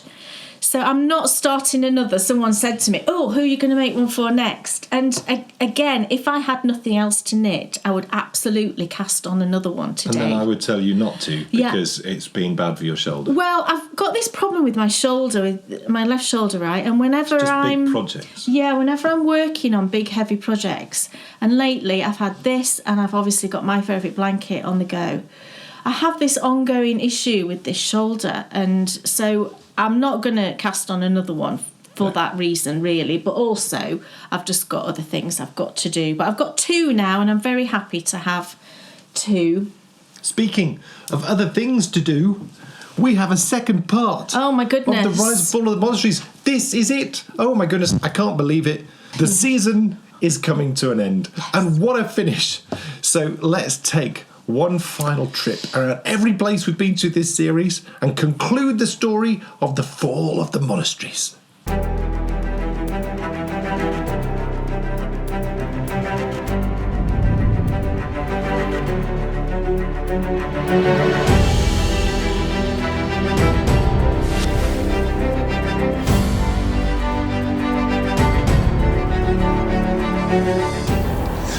So we've discovered what brought about the end of the whole monastic culture. But what specifically happened to each of the wonderful places that we visited throughout this series? I think we should go find out.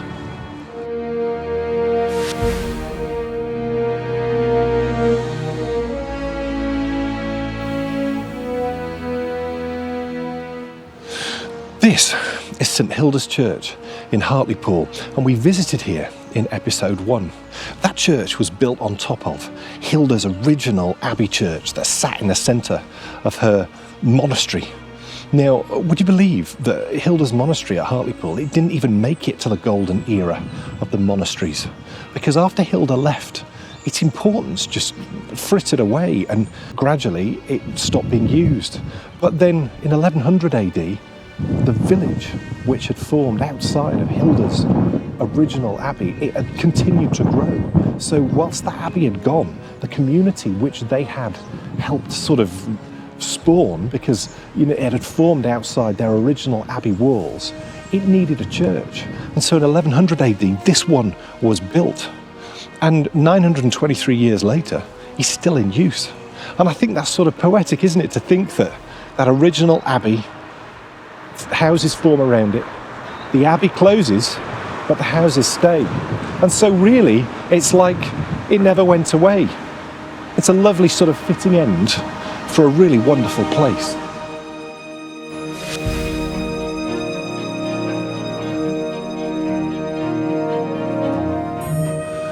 Welcome back, everyone, to Revo Abbey, which we visited in episode 2 of this series.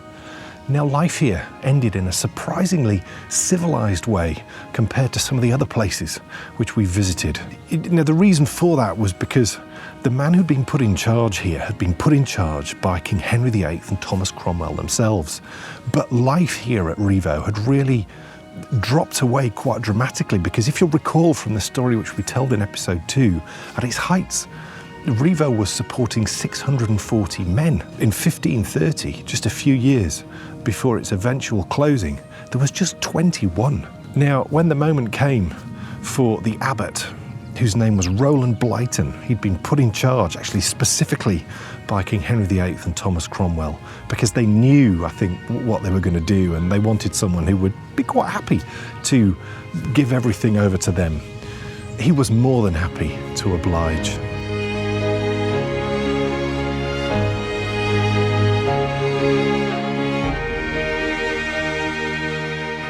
So Abbot Blyton summoned the 21 monks here to the space which once was governed by Abbot William and Abbot Allred and all the other amazing men who would run Revo when it had its 640 monks. But just 21 monks came in here, and Abbot Blyton persuaded them that the right thing to do was to voluntarily give up Revo Abbey.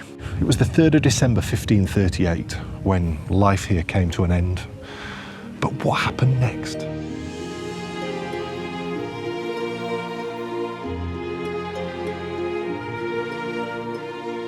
The funny thing is, this was actually the start of life in Revo as we know it today, because around the abbey, houses had built up. Not as many as we can see there today, but there was a few. And these were retired lay brothers and people who had made donations to the abbey. They were given to live in houses that were built by the abbey and owned by the abbey.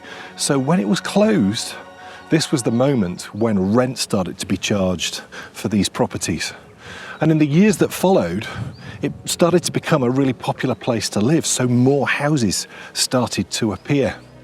It's sort of funny to think that, I mean, even though the sort of end at Revo wasn't that dramatic, Revo's decline gave rise to what is now one of the most popular villages to live in all of Yorkshire.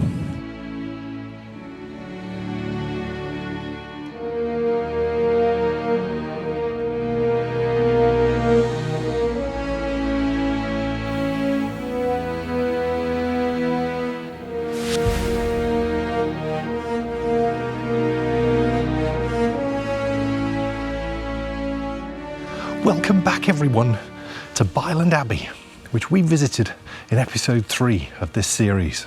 This was, of course, once the home of Abbot Roger and his band of roving monks. But after 361 years of operation, in 1538, things finally came to an end.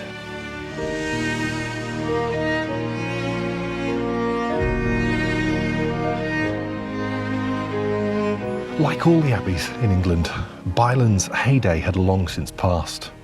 And whilst it had never been as big as Revo or Fountains, with just 80 monks living here, 80 choir monks living here at its most popular, now only 25 monks came into here. They were called here by their abbot, John Leeds, who would have sat them down for one last time, and they would have held a meeting to decide whether they should hand over the keys and leave Byland. And really they had no choice, so they all agreed that the time had come, and they handed over the keys to the commissioners and they left.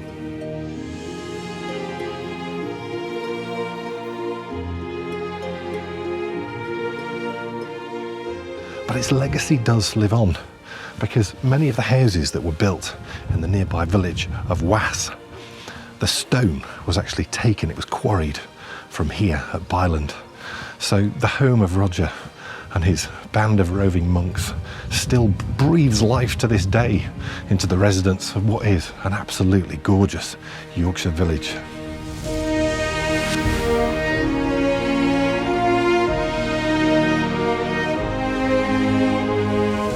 Welcome back, everyone, to the wonderful Jervo Abbey, which we visited in episode 4 of this series.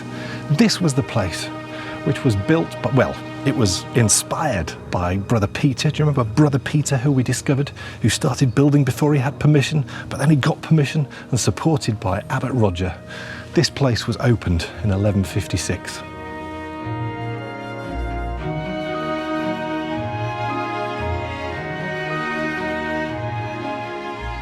The end for Jervaux came in 1537, and it's perhaps the most dramatic out of all the monasteries that we've visited so far this series. The reason for that is that the final abbot here at Jervaux was a man called Adam Sedber, and he was not going to lay down and take what the king was dishing out. So he joined the Pilgrimage of Grace. Because of Abbot Adam's actions, the monks of Jervaux were considered traitors. So their suppression and the destruction of the abbey, it was swift and absolutely ruthless. But the legacy of Jervaux, it lives on, because as we discovered when we visited here, way back in the series, this was the first place anyone ever ate Wensleydale cheese. And of course that recipe escaped the monastery at the time of the suppression. It ventured out into the community, and now it's beloved across the world.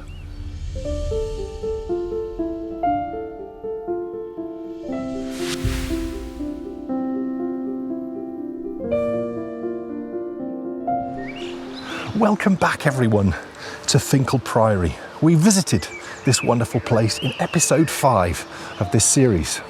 Of course, this is the gorgeous monastery that was built by St Godric around 1150 AD.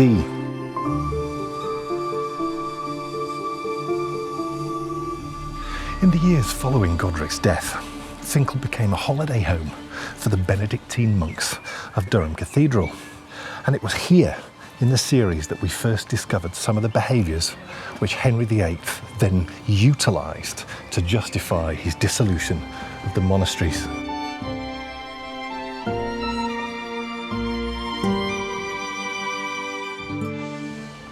In the years following the closure of Finkel, not much was actually removed from here, and there's a very special reason for that. It's because it was never sold off to a private landowner. It always stayed in the hands of Durham Cathedral. So there was no one looking to make a quick profit from all of the things that you could have taken out of here. Today, Finkel remains sort of what it became, a holiday place, because literally just outside of the boundary of the priory is a campsite.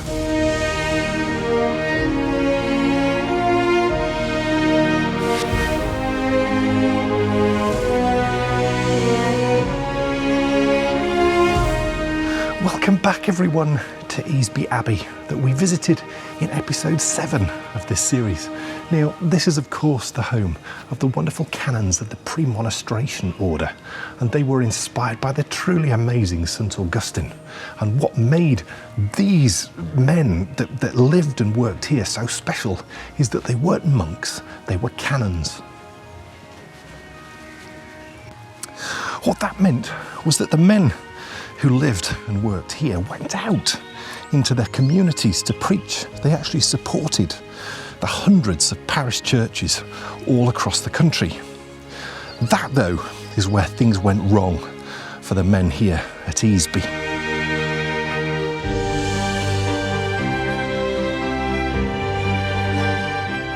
Easby Abbey actually contains within its estates the small settlement of Arsk.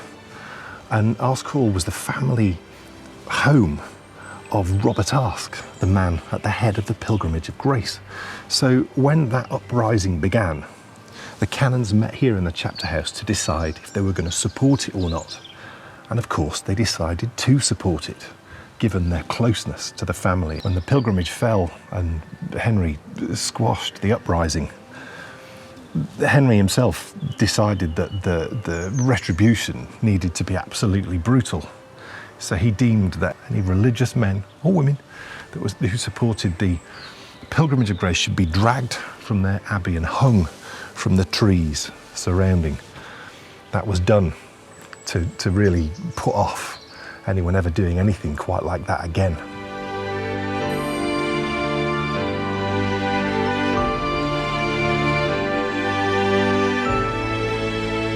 Today, the abbey may be in ruins, but the stone that was taken from here was used to build the nearby village of Easby, and at least the church still remains, with services going on to this day. A positive note to a somewhat tragic end.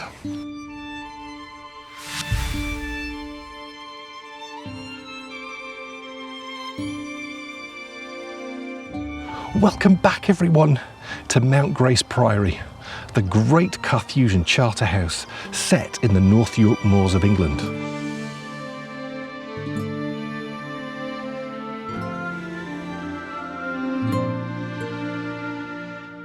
The end came for Mount Grace in 1539.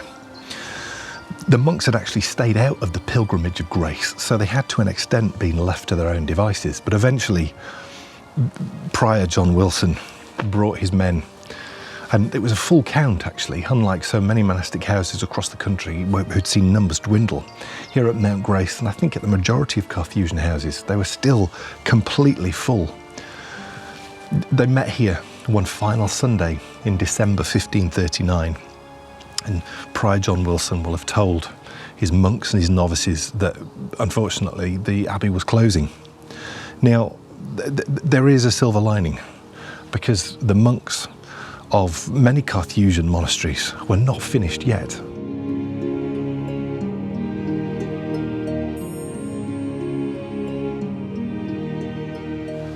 Many of the monks who lived here actually moved when the house was dissolved by Henry VIII to another charter house in Belgium, far from the hands, of course, because it was in a different country, of the greedy King Henry VIII of England. And their way of life, it continued on, and it actually continues on to this day. Their base, the Grand Chartreuse in France, it's never actually closed. Now, what happened to Mount Grace Priory when it was closed? Well, like many of the houses, it became a home. The guest house was turned into a fairly sort of stately manor.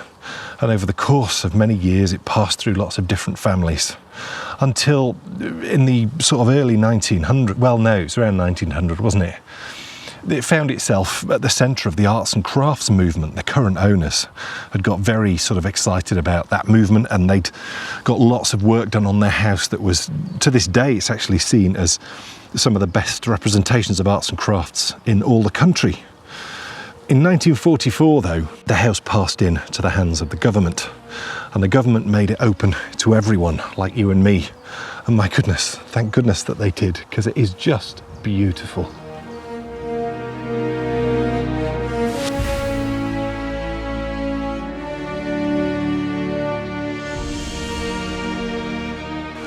Welcome back everyone to Fountains Abbey. Now, we visited here in episodes 8 and 9 of this series, and this is perhaps the jewel in the crown of all the monasteries across England and maybe even Europe, because Fountains Abbey, whilst its initial years were hard, as rebellious monks moved from St Mary's Abbey in York, it would go on to become probably the most successful abbey in all of England.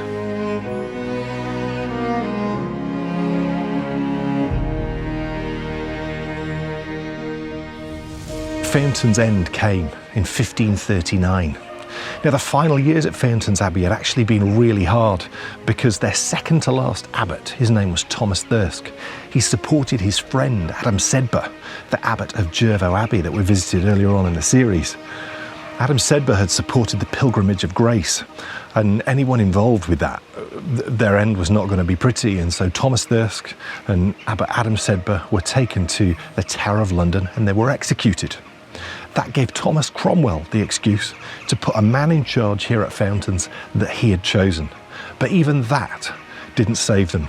And on the 26th of December, 1539, Abbot Marmaduke Bradley, the final abbot of Fountains Abbey, called his community to the chapter house for the very last time.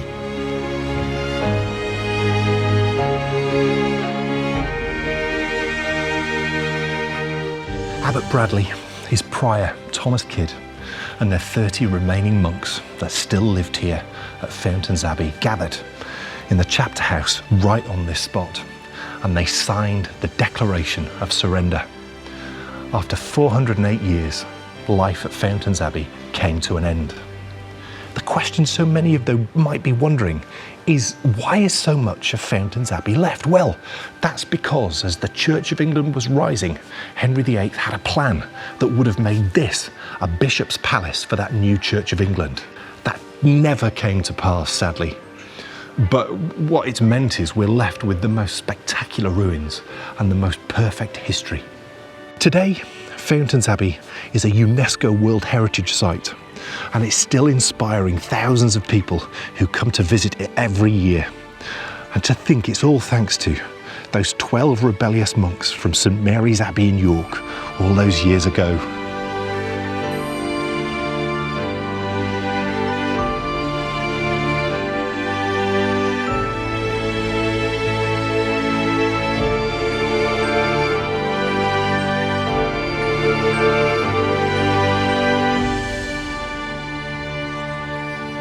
The final monastery closed in the summer of 1540, and with that, historians agree that the Middle Ages were over too. Now, we've discovered so many times in this series that the men and women of the monasteries were a huge force for good, but I want to leave you with one final thought. If I was to take you back to 1260 AD, we could have met a man called Roger Bacon. And one day, around about that time, Roger Bacon sat down in his cloister, because he was a monk, in his monastery that was actually in Somerset. And he sat down to write about musings for what he thought the future of the world may hold. And this is what he wrote. One day, ships may be made to move without oars or rowers, so that one man may drive them at incalculable speeds. Flying machines might be made, which in the middle a man might sit, and instruments might be made to enable a man to walk at the bottom of the sea without bodily danger. And if those words remind you of the drawings of Leonardo da Vinci, I'm not surprised, because in Leonardo da Vinci's notebooks, many times, the name Roger Bacon appears. But now, all that was gone. Suddenly, the monasteries which had employed the most amount of people and owned the most amount of land were now no longer in the hands of the many. They were in the hands of the few, because the power of the country shifted from the monasteries to the castles and the country houses. The people who owned those castles and country houses who now acquired these great estates. The question is, of course, who was at fault for this cataclysmic change?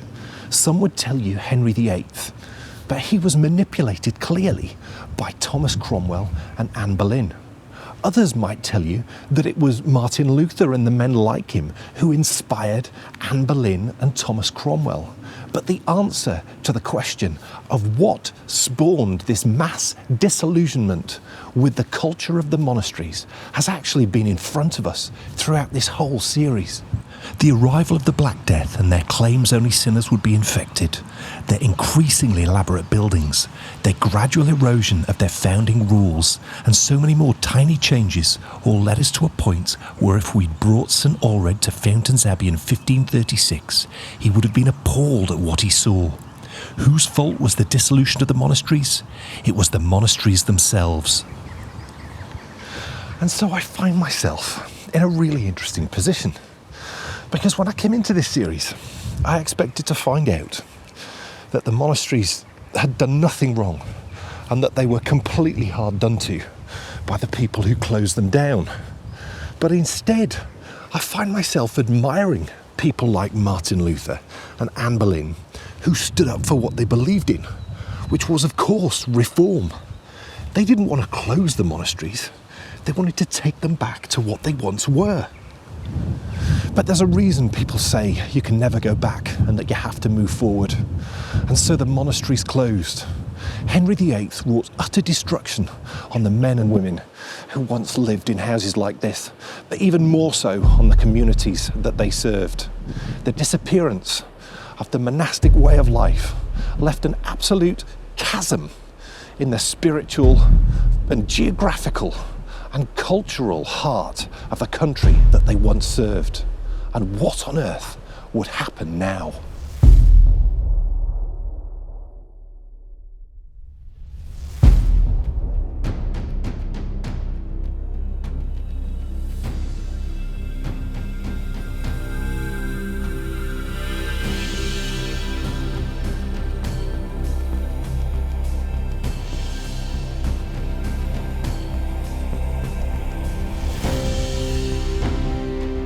Out of the darkness, slowly there would rise a new church, run by many of the men and women who had once served the monasteries.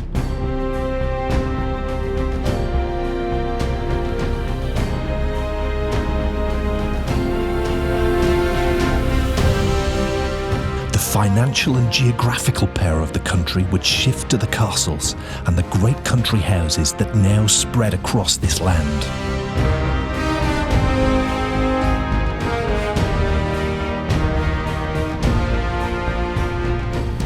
What would the future hold? The rise of our most famous monarch, the joining of our kingdom with Scotland, and a civil war that would result in England becoming a most restless republic.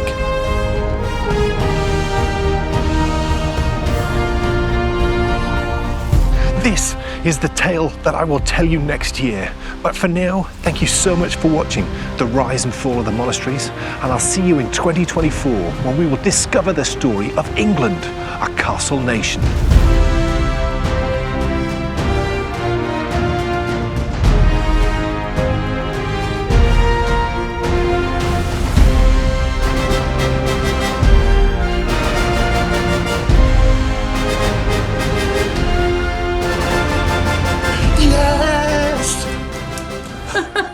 What are you doing? Saluting. Very saluting, Dan's saluting. God save the king! He said to me, doesn't it make you feel proud to be British, that end bit? And doesn't it? Oh my goodness. Was that not amazing? Did you rewind and watch it again?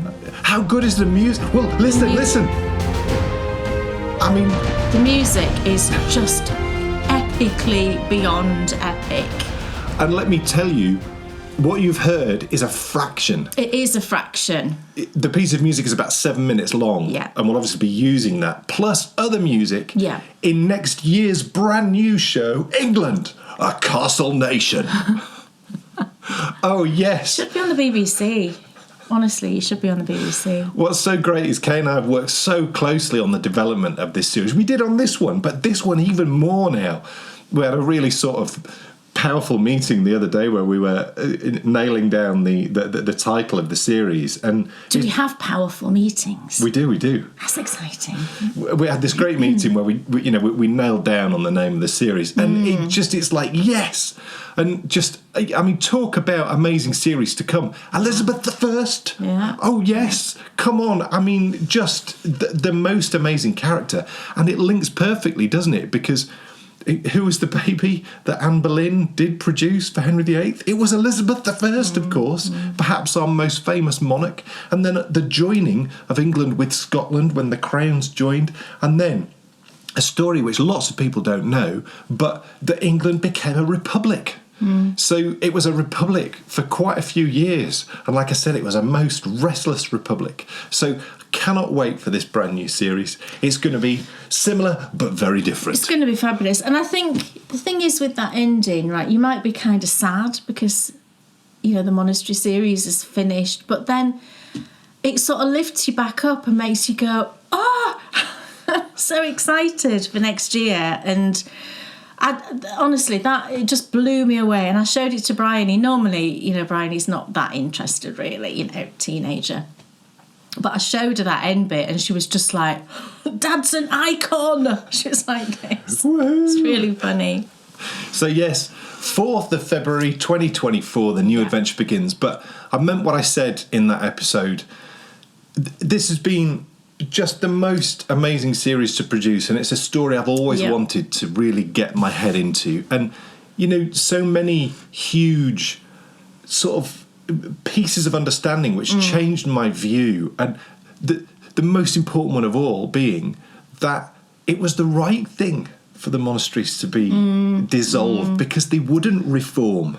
Yeah. And if they had agreed to reform, they would still be there. So it was, interesting point, I think, that it was all those little bends, all those little concessions that were made through the generations. And it was a long time, wasn't it? 891 years. So there's going to be lots of concessions. Isn't it? But you can see how in that period of time you can go from something which St. Allred would have loved and understood. And as we heard his words, do you remember? There was one person as I walked through, there wasn't one person as I walked through the cloister that I saw that I did not love. And I knew that I was loved. And, what a wonderful environment it seemed to be. Absolutely. It just wasn't that way by the end. No. So, we have to move forward, and we are going to move forward with England, a castle nation.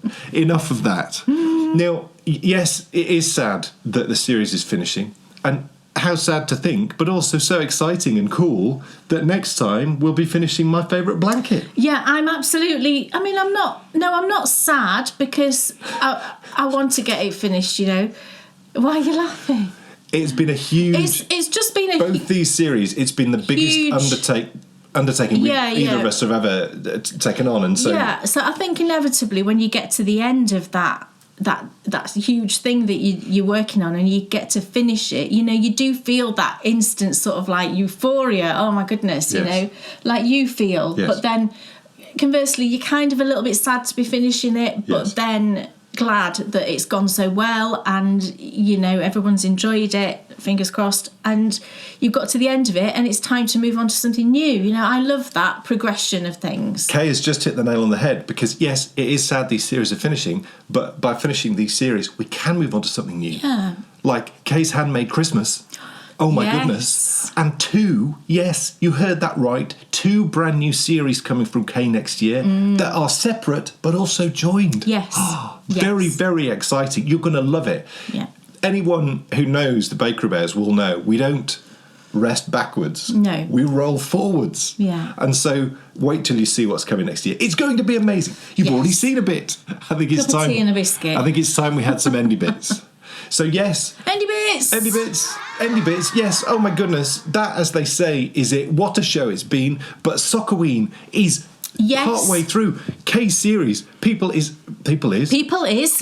absolutely loving it. People are absolutely loving it. Kay's brand new DPN Sockoween sock knitting series with accompanying exclusive pattern. Yes. We've also got, coming up later this month, we have a special Sockoween edition of the Self-Contained Knitter, where I should be telling some of my ghost stories from my youth. Oh gosh, they're scary. Yeah, I know. Yeah, they're really scary. Also, as well, we will be having a very special patron-only show at the end of the month, which Kay's referred to with the Pop Socks, which is going to be epic. Yep. Bakery Bears radio show is back next week, so don't miss that.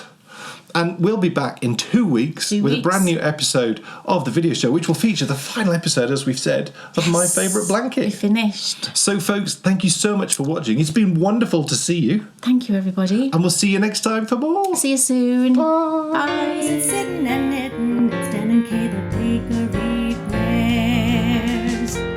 Enthusiasm's not quitting, for Stan and Kay, the bakery bears. They'll take you to fabulous places of which their favorites they'll share. You better buy a pattern and get yourself a bakery bear. You'll find yourself in a castle while watching the bakery bears. It never feels like a hassle to sit and watch the bakery bears. What's on your shelf or what's in your oven, or maybe a shawl you'll want to wear. So sit yourself right down and watch Stan and Kay, the